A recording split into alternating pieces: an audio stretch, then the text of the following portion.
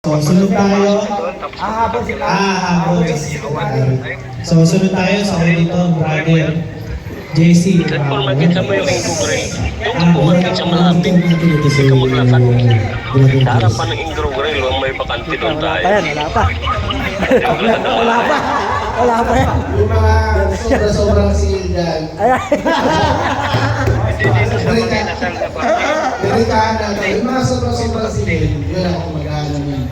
10-4 doon sa dati. Kaya, hindi dyan sa mga inasal doon sa kabila yung malapad na parking. Hindi kayo gano'n. Yung ibig na sabihin, pag sobra-sobrang ibawa yung mga connection ay hindi na dapat ilapit sa grupo. Tutok mo na siya. Sama-sama sa salita. Yung siguro yung ibig sabihin, ano, ang kasi pinag-usapan natin dito, benta.